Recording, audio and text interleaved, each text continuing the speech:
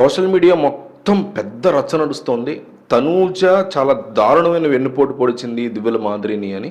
నేను like అడగట్లా, subscribe అడగట్లా. దివ్యల మాదిరి, దువ్వాడ శ్రీనివాస్ వీళ్ళు వీడియో చూసేలా చేస్తా, కామెంట్లు చూసేలా చేస్తా. బట్ వాళ్ళు ఏమనుకుంటున్నారు అనేది మీకు తర్వాత చూద్దాం. బట్ జనం ఏమనుకుంటున్నారో వాళ్ళకి తెలియాలి. సో మిస్ అవ్వకుండా కామెంట్ చేయండి. తనూజ వెన్నుపోటు పొడిచింది, అలాంటిది ఏమీ లేదు. దివ్యల మాదిరిని తనూజ వెన్నుపోటు పొడిచింది, అలాంటిది ఏమీ లేదు. ఈ రెండిట్లో ఒకటి. తప్పకుండా కామెంట్ చేయండి. జనం ఏమనుకుంటారో వాళ్ళు చూస్తారు, కామెంట్స్ చూస్తారు. 1000 కామెంట్లైనా వేయండి, వాళ్ళు కంపల్సరీ కామెంట్స్ చూసేలా నేను చేస్తా. ఇది నా బాధ్యత. ఇక వచ్చిన రోజు దగ్గర నుంచి దివ్యల మాదిరి యొక్క వ్యవహార శైలి కానీ, మొన్న నామినేషన్స్లో ఆమె ఎన్నికైనటువంటి విధానం కానీ, గార్డెన్ ఏరియా క్లీన్ చేయొచ్చు, వాష్రూమ్స్ క్లీన్ చేయొచ్చు, అదేం తప్పు కాదు. మన ఇల్లు మనం క్లీన్ చేసుకుంటాం, మనం ఎక్కడున్నా మనం క్లీన్ చేసుకోవచ్చు. కొన్నిసార్లు పక్కిళ్ళు క్లీన్ చేయాల్సి వచ్చినా చేయొచ్చు. ఎప్పుడైనా బాత్రూమ్ కడగడమో ఇల్లు ఊడడం అనేదాన్ని పరమ బూత్గా, లేకపోతే అదేదో తక్కువ స్థాయి వాళ్ళు చేసే దానిలాగా మార్చేసాం మనం.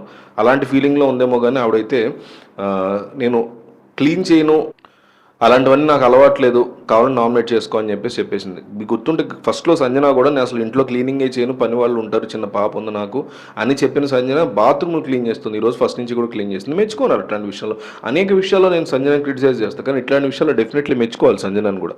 సో అట్లా అలాంటి అవకాశం ఉన్నా కూడా ఆల్రెడీ నామినేషన్స్ కూడా అప్పుడు కంప్లీట్ అయిపోయినట్టున్నాయి నామినేషన్స్ కూడా, కాంపిటీషన్స్ ముందు రోజు. సో రేపు పొద్దున ఎవరు వస్తారో నామినేట్ చేస్తారో అనే దాని మీద క్లారిటీ లేకపోయి ఉండొచ్చు కానీ అల్టిమేట్గా తనూజ ద్వారా డైరెక్ట్ నామినేషన్ ఎంచుకున్నారు. ఆవిడ డైరెక్ట్ నామినేషన్ ఎప్పుడైనా వేరే వాళ్ళు సేవ్ చేసే అవకాశం కూడా లేకుండా తర్వాత రోజు శ్రీజ వచ్చి నామినేట్ చేసింది, అది వేరే కథ.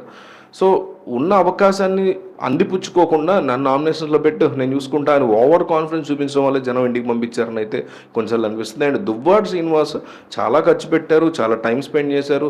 పొలిటికల్గా అప్పట్లో వైసీపీ టైంలో ఆయన ఉన్నప్పుడు ఎలక్షన్ టైంలో ఎవరైతే క్యాంపెయిన్ చేశారో వాళ్ళందరినీ రంగంలో దించి సోషల్ మీడియాలో చాలా స్ట్రాంగ్గా క్యాంపెయిన్ చేశారు. ఎస్పెషల్లీ శ్రీకాకుళం జిల్లా ఉత్తరాంధ్ర బిడ్డ, శ్రీకాకుళం బిడ్డ, విజయనగరం బిడ్డ అంటూ ఉత్తరాంధ్ర బిడ్డగా ఆమెని పోర్ట్రే చేస్తారు. అయినా కానీ గౌరవ్ కంటే చిన్న మార్జిన్, లెస్ దాన్ 0.5 మార్జిన్లో దివ్యల మాదిరికి తక్కువ ఓట్లు వచ్చాయి. జస్ట్ ఒకంటే మేబీ ఓట్స్ కూడా థౌజండ్స్లో కూడా ఉంటాయేమో, మేబీ హండ్రెడ్స్లో కూడా ఉన్న ఆశ్చర్యపోక్కర్లా. 0.5% కన్నా తక్కువ అంటే.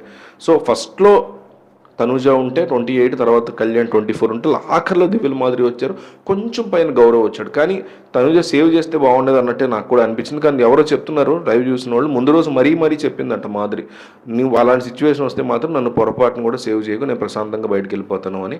ఇది దువ్వాడ శ్రీనివాస్ చూసి, నువ్వు నా బర్త్డే కోసమే వచ్చేసావు కదా, బయటికి కావాలనే వచ్చేసావు కదా, తనూజని సేవ్ చేయొద్దని చెప్పావు కదా, నేను చూశాను లైవ్లో, ఎందుకు ఇట్లా చేసావు అని ఆయన కూడా ఎమోషనల్ అయినట్టు తన ప్రేయస్ విషయంలో తెలుస్తుంది. సో మొత్తం మీద బయటికైతే వెళ్ళారు ఆవిడ. బజ్లో ఆవిడ ఏం మాట్లాడుకున్నారు ఏంటనేది కూడా మనం ఇంకొక వీడియో చేద్దాం.